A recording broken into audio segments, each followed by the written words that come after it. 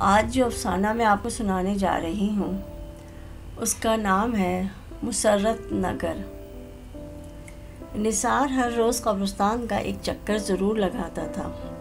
اکثر تو وہیں پیپل کے درخت کے قریب پتھر کی سل پر دیر تک بیٹھا رہتا اور خالی خالی نظروں سے مسرت کی قبر کو تکا کرتا۔ پہل تو وہ مسرت سے باتیں بھی کیا کرتا تھا، سارا دن بیٹھا ادھر ادھر کی ہانکا کرتا، مگر پھر آہستہ آہستہ اس کی باتیں کم ہوتی گئیں۔ مگر قبرستان آنا کم نہ ہوا، اسے یہاں عجیب طرح کا سکون ملتا تھا۔ قبرستان آبادی سے کچھ دوری پر تھا، اس لیے ٹریفک کا شور بھی برائے نام تھا۔ موبائل فون اس کے پاس تھا نہیں، ان دنوں موبائل فون کم ہی لوگوں کے پاس ہوا کرتے تھے، اور وہ تھا ہی درویش صفت۔ اصل میں تو اسے درویش صفت مسرت نے بنا دیا تھا۔ مسرت صرف نام کی مسرت نہ تھی، بلکہ واقعی وہ ہر حالت میں خوش رہنے والی عجیب طرح کی عورت تھی۔ اور نثار بھی صرف نام کا نثار کب تھا، وہ تو سچ مچ اپنی بیوی مسرت پہ نثار تھا۔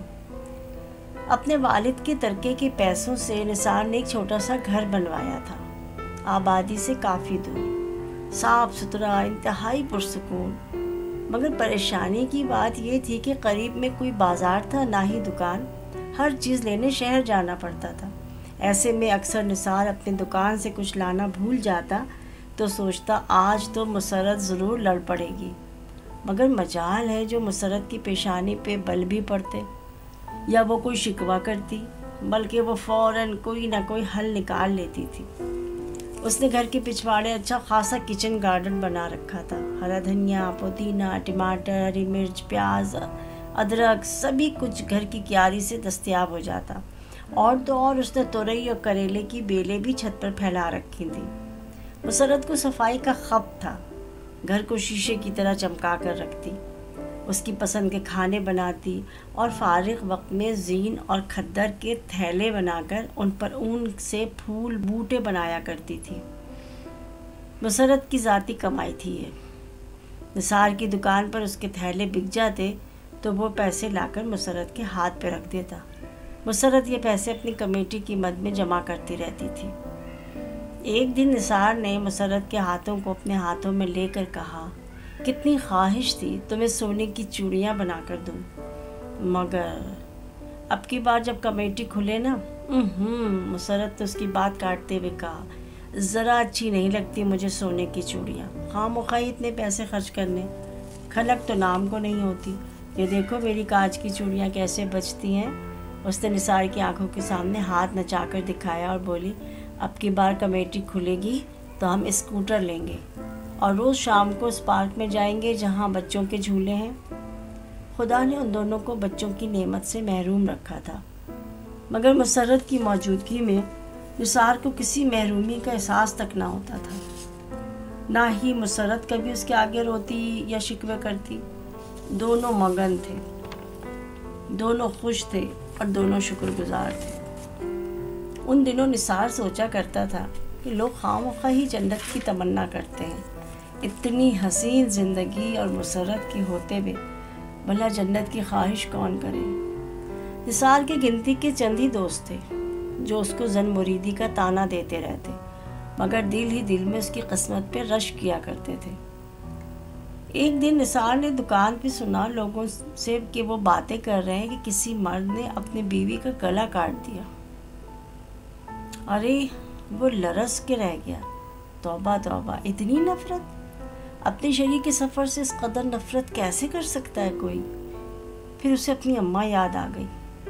مسرت سے رشتہ کرواتے ہوئے اماں نے بیٹے کو سمجھایا تھا، نکاح کے بولوں میں بڑی کشش رکھی ہے خدا نے۔ یہ بول کانوں میں گئے اور سمجھو کہ بس محبت کے بیج پڑ گئے دل میں۔ جیسے جیسے وقت گزرتا ہے دل کی فصل پک کر ہری بھری ہو جاتی ہے۔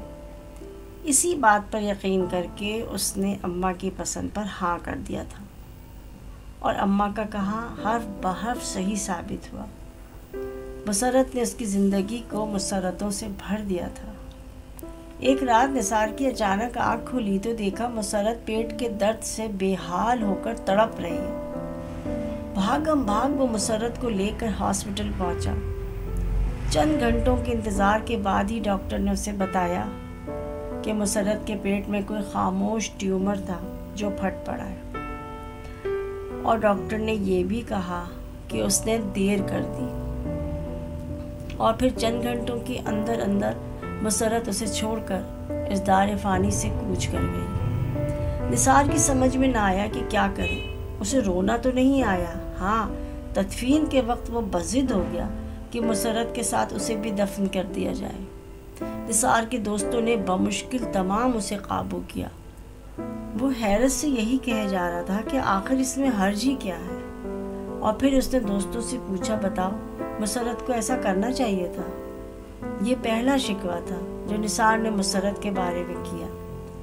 और फिर वो बोला, मुसर्रत को सोचना तो चाहिए था कि मैं उसके बगैर कैसे रह पाऊंगा। दोस्त पहले तो उसे दिलासा देते रहे, फिर बाकायदा उसका मजाक उड़ाने लगे। रिश्तेदारों ने भी समझाया और दूसरी शादी के लिए बहुत उकसाया, मगर वो उनकी अक्लों पर मातम करते हुए कहता, आप लोग समझते क्यों नहीं हैं? मुसर्रत से मेरी रूह का नाता है, और ये कि मुझे कुछ दिन तो उसका इंतज़ार करना चाहिए। क्या खबर वो लौट ही आए? थक हार के लोगों ने उसे उसके हाल पर छोड़ दिया।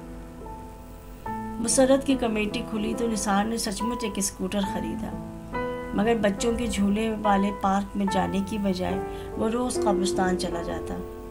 उसने मुसर्रत की कब्र पे कई खूबसूरत फूलों के पौधे भी लगा दिए थे। अब वो मुसर्रत से बातें करते हुए पौधों की देखभाल भी करता रहता था। वो एक गर्म सहपहर थी। निसार कब्र पे पानी का छिड़काव करके बेख्तियार गोरकन के झोपड़े के सामने जा खड़ा हुआ। गोरकन ने उसे देखा तो मोहब्बत से हाथ पकड़कर अंदर ले गया, चटाई पर बिठाकर मटके की छाछ पिलाई और बोला, रोज देखूं आपको कब्र पे आते हुए, पर पूछना अच्छा नहीं लगता कि किसकी कब्र है। मेरी मुसर्रत की है। निसार ने जल्दी से जवाब दिया, बीवी है मेरी। गोरकन ने बड़ी हैरत से उसे देखा। क्यों, और लोग नहीं आते क्या अपनी बीवी की कब्र पर? निसार उसकी हैरत को समझ गया था। गोरकन के चेहरे पर तंजिया मुस्कुराहट फैल गई। मरी हुई बीवी से कौन मोहब्बत करता है जी? लोग बाग तो जिंदा बीवी से मोहब्बत ना करें। क्यों?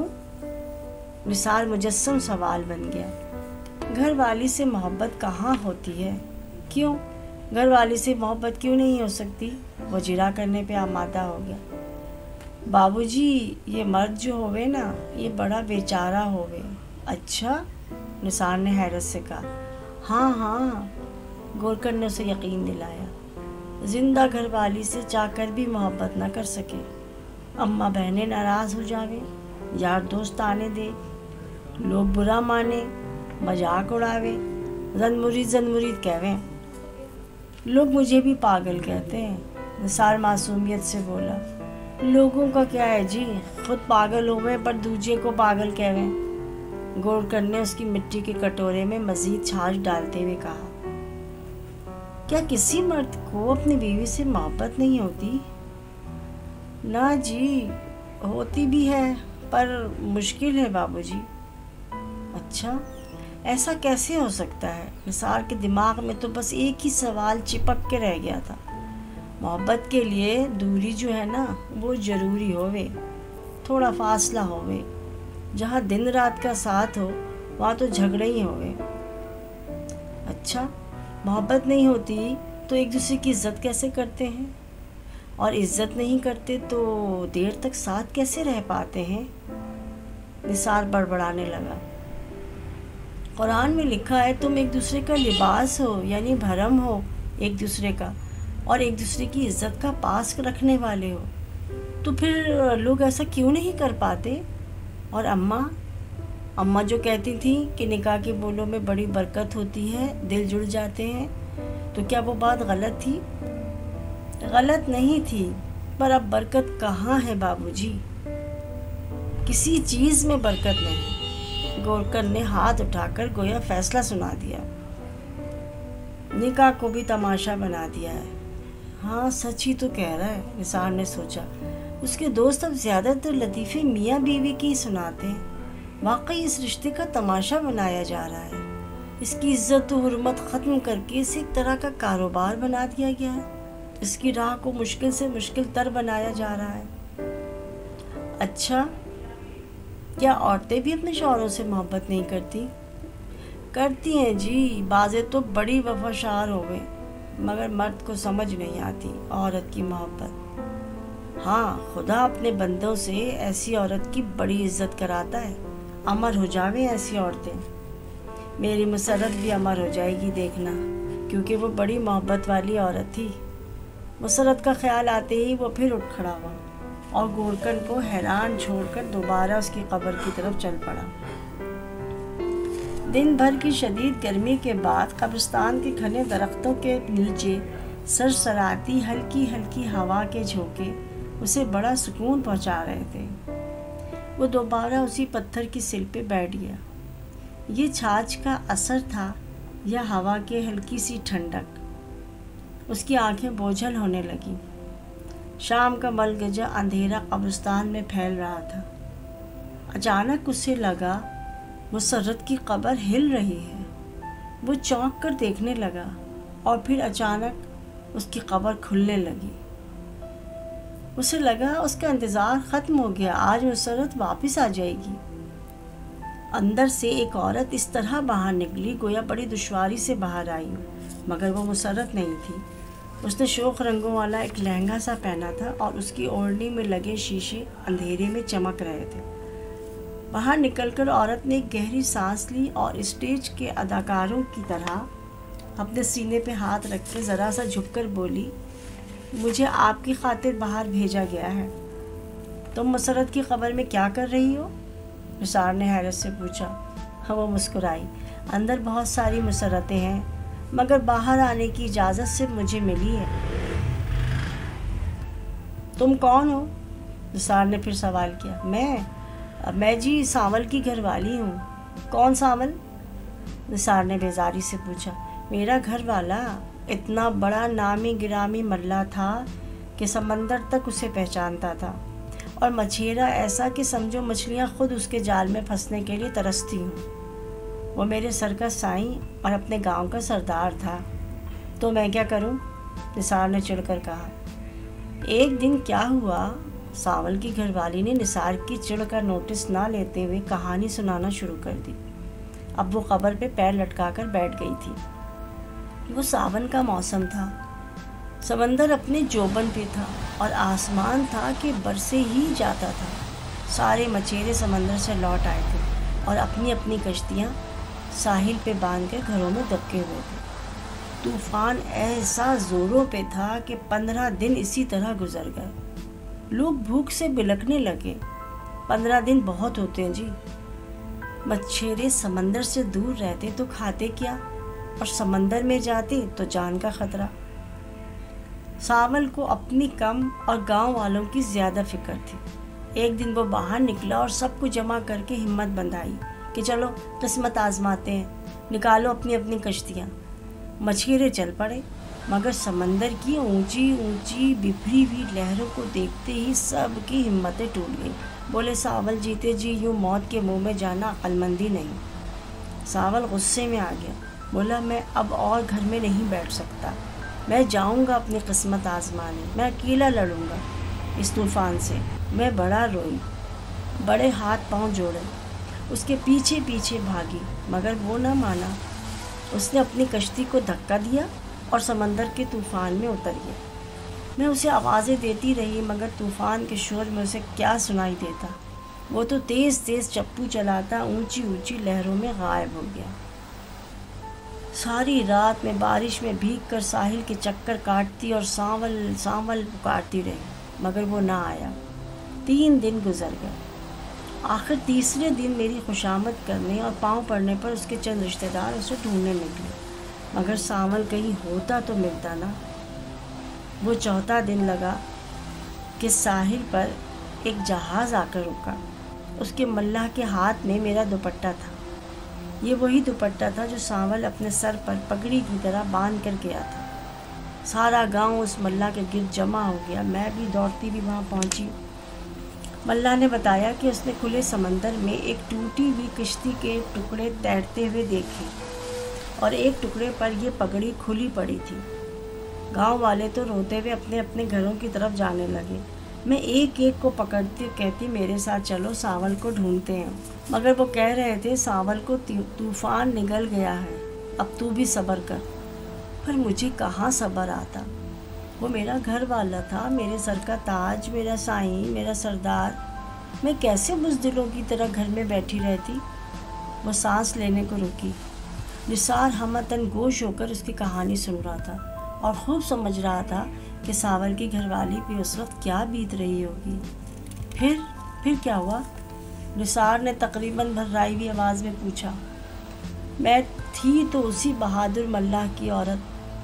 अब मैंने वो पगड़ी सर पे बांधी और अकेली कश्ती लेकर समंदर में उतर गई। अरे वाकई? निसार संभल के बैठ गया। समंदर बिखरा हुआ था। मैं ऐसे पतवार चला रही थी जैसे दुश्मन के लश्कर में अकेला सिपाही तलवार चलाता हो। मेरा पागलपन मुझे थकने नहीं देता था, मगर कश्ती ने दगा कर दी। उसके तख्ते खुल गए।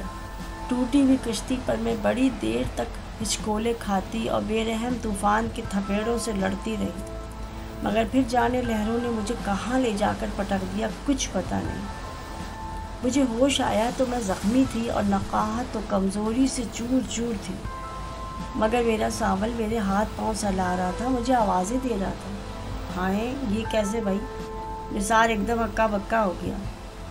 ये ऐसे कि जिस तूफ़ान को मैं दुश्मन समझ के लड़ रही थी, वही तूफ़ान मुझे सांवल से मिलाने के लिए लेकर जा रहा था। क्या मतलब भाई? निसार को कुछ समझ ना आया। 4 दिन पहले गिजरी के उसी साहिल पे वहाँ के सरदार गुलाब ने सांवल को पड़ा देखा था। गुलाब एक नेक दिल इंसान था। वो सांवल को उठा के अपने घर ले गया और उसकी खूब तीमारदारी की। सांवल को होश तो आ गया था, मगर वापस जाने की हिम्मत अभी नहीं आई थी। गुलाब ने उससे वादा किया कि जैसे ही सांवल ठीक होगा वो खुद अपनी कश्ती पर उसे छोड़कर आएगा। 4 दिन के बाद लोगों ने फिर गुलाब को इत्तला दी कि अब के साहिल पर एक नीम मुर्दा औरत पड़ी है। अब गुलाब के साथ सांवल भी आया और मुझे देखकर खूब दहाड़े मार के रोया। उसने गुलाब को बताया कि ये मेरी घरवाली है। गुलाब ने सांवल के साथ मेरी भी दवा दारू शुरू की और फिर चंद दिन के बाद ही गुलाब हमें बाहिफाजत हमारे गांव की माड़ी छोड़ गया। गांव वाले हमें ज़िंदा देखकर इस कदर खुश हुए कि कई दिन तक जश्न मनाते रहे। फिर उन्होंने किमाड़ी के उस छोटे से गांव का नाम मेरे नाम पर रख दिया। तुम्हारा नाम क्या है? निसार ने बड़ी इज्जत से सवाल किया। नाम तो मेरा कुलाची था, मगर इस वाक़े के बाद लोग इज्जत से मुझे माई कुलाची कहने लगे थे, और जब तक मैं ज़िंदा रही लोग अपने अहम कामों के मशवरे करने मेरे पास ही आते रहे। ये हमारा शहर कराची, यही है तुम्हारा गांव कुलाची? जी हाँ, यही है मेरा गांव, जो अब आपका शहर कराची है। अच्छा, तो तुम ये बताने आई थी? निसार बड़े अरसे बाद ज़रा सा खुश हुआ। नहीं, मैं ये बताने नहीं आई थी। मैं तो ये बताने आई थी कि जब मियाँ बीवी एक दूसरे से मोहब्बत करते हैं और एक दूसरे की इज़्ज़त करते हैं तो कुदरत उन्हें अमर कर देती है। दुनिया में उनकी इज़्ज़त होती है। मैंने अपने घर वाले की खातिर जान की परवाह ना की, मगर कुदरत ने मरने के बाद भी मेरा नाम जिंदा रखा। मेरी मुसर्रत भी मुझसे मोहब्बत करती थी, क्या वो भी ज़िंदा रहेगी? हाँ, अगर तुम उसे ज़िंदा रखो। माई कुलाची खड़ी हो गई। तुम मुसर्रत से कहना। निसार मुनासिब अल्फाज ढूंढने लगा ताकि मुसर्रत को कोई मैसेज दे सके, मगर माई कुलाची दोबारा स्टेज अदाकारों की तरह सीने पे हाथ रख के झुकी और कब्र में जाते जाते बोली, अगर मुसर्रत को ज़िंदा रखना है तो कब्रिस्तान में नहीं, ज़िंदगी में ढूंढो। निसार हक्का वक्का सा खड़ा हो गया। वो फटी फटी आंखों से अपने सामने अंधेरे खला को देख रहा था, जहाँ किसी औरत का कोई वजूद नहीं था, मगर उसके लिए एक ज़िंदगी भरा पैगाम ज़रूर था। फिर चंद ही दिनों की भाग दौड़ के बाद उसने अपने उस नई आबादी के चंद मकानों के सामने वाली सड़क पे एक बोर्ड लगा दिया जिस पर लिखा था मुसर्रत नगर, और अगले ही हफ्ते अपने दोस्त की बेवा बहन से निकाह कर लिया। उसने एक बार फिर अम्मा की बात का एतबार किया था کہ نکاح کے بولوں میں بڑی برکت ہوتی ہے، دل جڑ جاتے ہیں۔